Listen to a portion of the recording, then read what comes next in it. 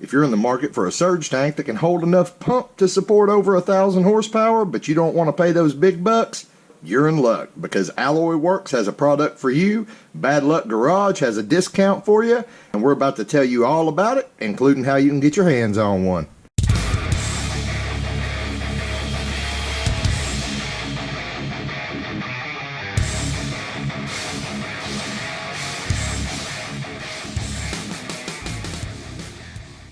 Alright everybody, welcome back to Bad Luck Garage. So I gotta tell you, I am really excited about this product right here. A few years back, when we did the surge tank in the Chaos Theory Camaro, a lot of you guys in the comments and on Facebook said you'd really like to run a surge tank in your car. You just didn't want to pay the kind of money that we paid for that surge tank. Well, turns out we're in luck, because our friends at Alloyworks here reached out to me, and they've got a fairly new product out on the market now that is going to help you guys out. I mean, this guy is literally half the cost of the surge tank that we're running in Chaos Theory. So I don't think I have to tell you what this is. Obviously, this is a dual pump, internal pump surge tank. If you guys don't know what a surge tank is, I'll give you just a quick little explanation. Basically, what a surge tank does is it allows you to run larger pumps inside here, and it keeps the pumps completely submerged in fuel at all times. So it doesn't matter if you're doing autocross, if you're drag racing, or even if it's just a really fast street car. You don't have to worry about your pumps coming uncovered, sucking air, and especially on a turbo engine, as you've seen on this channel in the past. Sucking air under wide open throttle is a very, very bad thing. So it does that by allowing you to run a smaller, even a stock fuel pump in your main gas tank, whether it be a stock fuel tank or a fuel cell. And then you can run two larger pumps, such as a pair of Walbro 450s or Walbro 525s, which is what this guy right here is set up for. So you can run those in here. Even though, based on the comments on my last surge tank video a couple years ago, some of you are having a hard time wrapping your head around it, you really don't need a very large in-tank pump. As a matter of fact, a lot of the times you might be able to get away with a Walbro 255 and then have two 525s in here and, you know, support 1,000 horsepower. The pump in your tank does not have to support 1,000 horsepower. The pump in your tank just has to initially fill this up and then just kind of keep the fuel moving through it while the pumps inside it are doing their thing at wide open throttle. As long as the pump in your fuel tank is capable of supporting your engine at steady state cruise, just part throttle cruising, then you're good to go. Those of you who've watched my other videos on surge tanks and you still can't wrap your head around it, I may actually do a really detailed video in the future and possibly even use this guy just to test flow and kind of demonstrate how this works, because I know some of you question it. Even though on Chaos Theory we've been running two big pumps in the surge tank on it with nothing but a little 340 pump, and we're feeding over 900 horsepower. And some of you guys still can't wrap your head around it, so maybe another video coming in the future. For now, this video is to focus on this guy. So I'm going to do something a little crazy in this video, and I'm actually going to talk about the price right up front. Currently on Alloyworks website, which I will link in the video description, you can pick one of these guys up for $239. Guys, that is dirt cheap. That is less than half the price of the radium unit that I'm running in the Chaos Theory Camaro. And I'll tell you right now, had this unit been available 2 years ago, when I got my radium unit, we wouldn't be running a radium unit. We'd be running one of these guys, because that's just ridiculously cheap, especially for how solid this thing is. This particular unit has a 2.8 liter capacity when you use it with a single pump, or a 2.6 liter capacity when you use it with dual pumps. That's also just a hair bigger than the radium unit that I'm using in the Chaos Theory Camaro. And because of that extra capacity, that means you can get away with an even smaller fuel pump in your primary tank. Now, I'm pretty sure I said it earlier, but I will say it again. This is actually made to fit 39 to 40 millimeter around pumps. So that would be your Walbro family, your Walbro 255s, your Walbro 450s, your Walbro 525s or 535s, pumps that are similar to the Walbro, such as the Aeromotive 340 pumps, the Aeromotive 200 pumps, things like that. Anything in that family of pumps, if it looks similar to a Walbro pump, it'll probably fit in here. This does have E85 compatible seals and O-rings, so you don't have to worry about, hey, is the E85 going to eat the seals out of this? No. It's got Teflon seals and Viton O-rings. So you should be good to go if you're running E85. And if you need one of these bad boys and this much pump and you're not on E85, then I really don't know what you're doing. Now, before I go too much farther, let's do a shameless little plug. You can use the code BLGDEAL on Alloyworks website to get 5% off anything on their website. Not just this, not just the radiator, not just the fans, all the stuff that we've used from them in the past. Anything on their website. That's intercoolers, guys. Air to water, air to air intercoolers, fittings, overflow tanks, surge tanks, obviously. Anything on their website, you get 5% off if you use the code BLGDEAL. And speaking of the radiators, I'll just throw this in here real quick too. The Alloyworks radiator that we installed in the car 3 years ago is still going strong. So yes, guys, these products are made in China, but they are made fairly well. This unit in particular seems to be made very well. This feels pretty close to my radium unit that's made in the US, but for half the price. So let's talk about the features real quick, what comes with it. So it does come with a pair of -8 orb to -8 NPT fittings. 8 orb to -8, and there's your O-ring. So it comes with 2 of those, which you will be using for the outlet for pump 1 and pump 2. It also comes with 8 orb to, I believe that's probably 3/8 barb fittings, and that's from your overflow back from the engine and your return to your primary fuel tank. Now, if you've got everything popped in AN, you can just replace these 2 guys, but just know that's what this unit comes with. It does not come with a fitting for the supply line from your tank. And that's one little shortcoming. I feel like they should have maybe given you a -6, like a 8 orb to -6 fitting or something here. That would be pretty standard. Now, as you can see, it's also wired for 2 pumps, and the pumps are wired separately. Now, the reason they do that is 1, so you could run a separate relay, separate fuse for each pump, and 2, so that you don't have to run both pumps all the time. So you can have your primary fuel pump running all the time, and you can have something trigger the secondary pump. In Chaos Theory, I trigger the secondary pump, or pumps, as the case may be, with my Holly computer. You can also trigger this secondary pump with a Hobbs switch, just based on boost. Again, in Chaos Theory, I have it set up to where the second pump kicks on at about 5 psi. You look around the perimeter, you'll notice all these Allen head bolts. Guys, this is something that I raved about with the radium unit, is that it had an abundant number of these. Some of the other surge tanks I've seen only have 5 bolts going around them, and I just don't feel like that's going to evenly distribute the force. I feel like it would be more prone to leak if it had less bolts. So kudos to Alloyworks. Down at the bottom, nothing fancy. We've just got, thick aluminum plate here, and we've got mounting holes. Again, very similar to the radium unit that we're using in the Chaos Theory Camaro. Is going to ask, and I don't blame you one bit for asking. Before we crack this sucker open, we're going to measure it, and it looks like it is, to the lid surface here, it is exactly 9 inches tall, and it is 6 inches wide. So for you guys that are wondering, hey, is this going to fit under the hood or in the trunk, or wherever it is that you're maybe looking to put a surge tank, there's your measurements, guys. 6 by 9. Now we'll crack this bad boy open and take a look at the guts.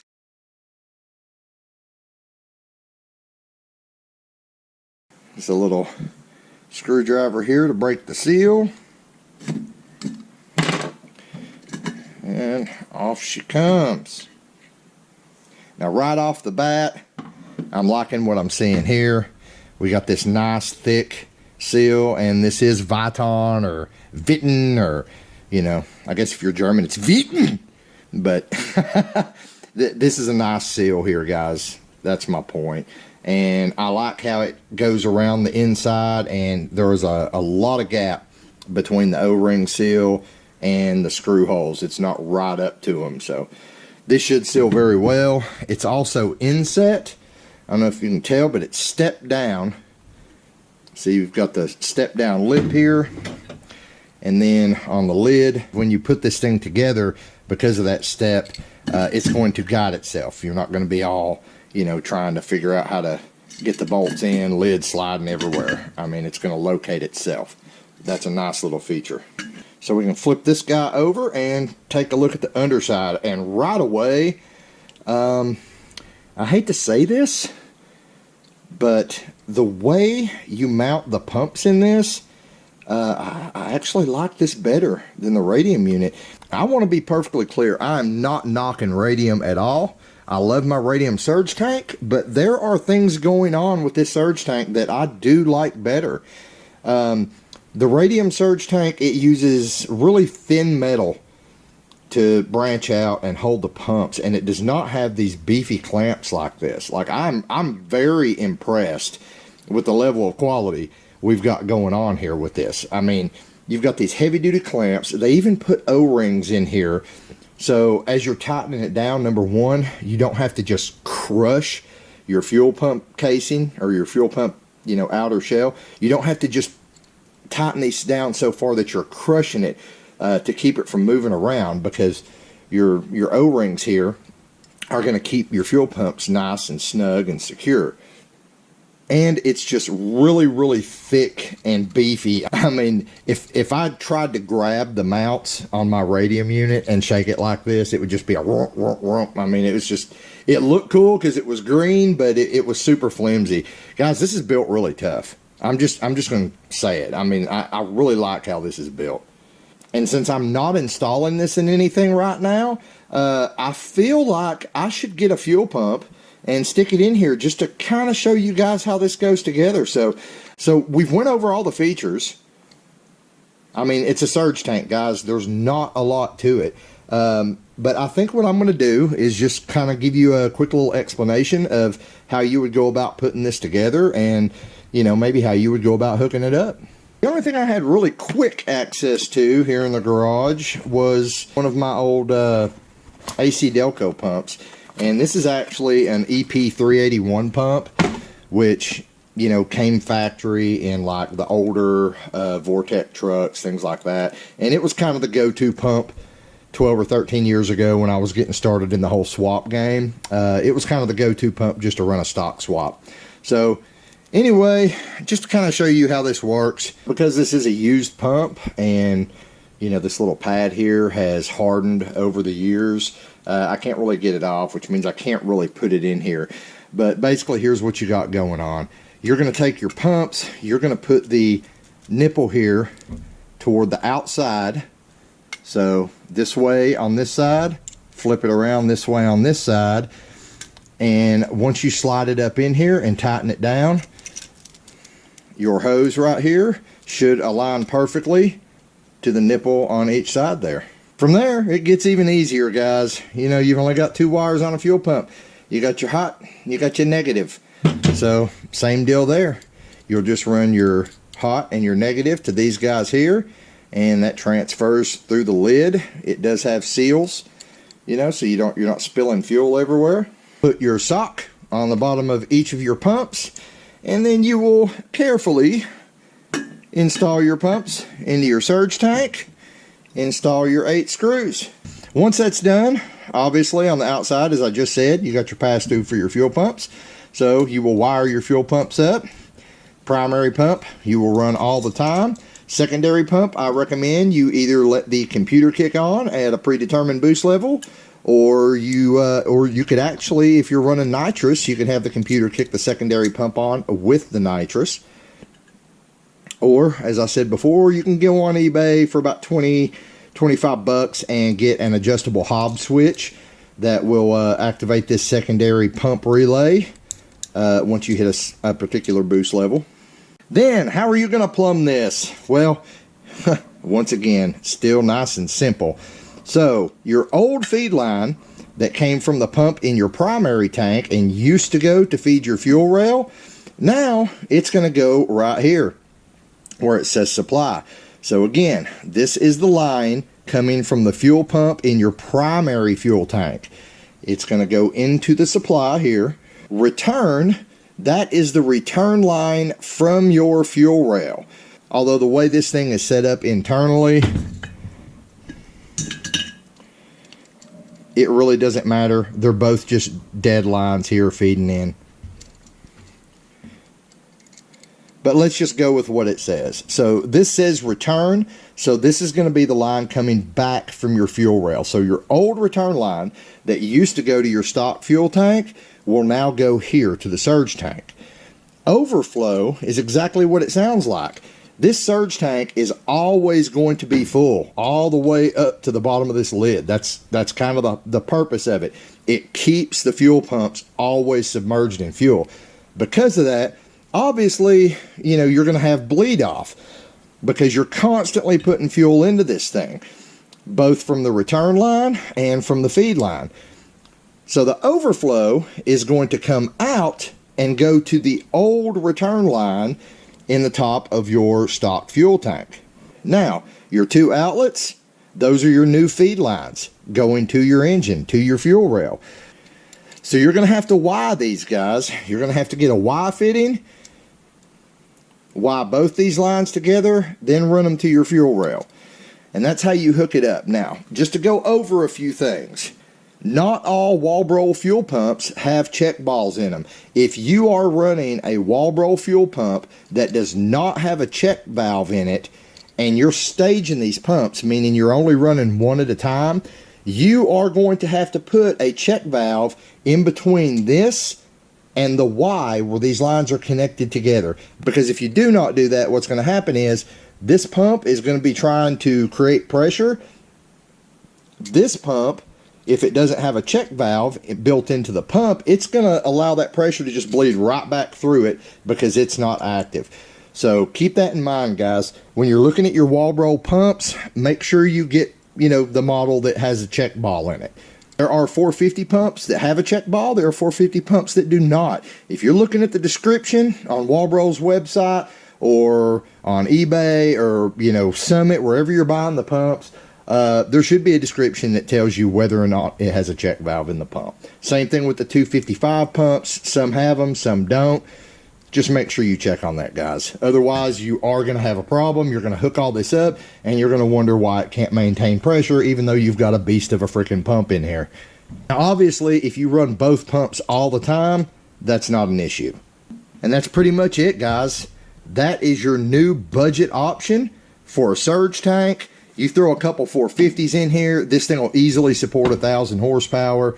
You throw a couple 525s in here, you know, maybe up to 1,100 horsepower. It all depends on your setup, what kind of fuel you're using, things like that.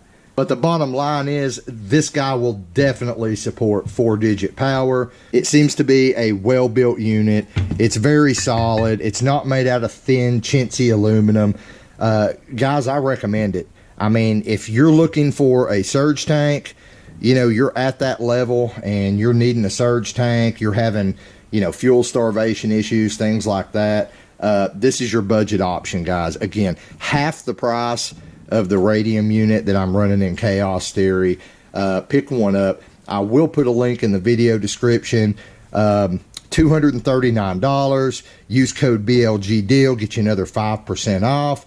Check out the radiators, check out the intercoolers, guys. If you're building your you know, if you're just now doing your swap or building your turbo kit or doing whatever, Alloyworks is expanding. It seems like every month they're adding new products. They're not just a radiator company anymore, guys. So be sure to check them out. Before I end this video, I actually want to give a shout out to a fellow YouTuber who has just recently installed one of these in his car, and he actually come up with a few little modifications for this that actually make it perform very similar to the Radium unit for, you know, just a couple dollars more. So you may want to check his channel out. That would be Carport Garage Drag Racing. So I may put a little link to the video he did on this in the video description of this video.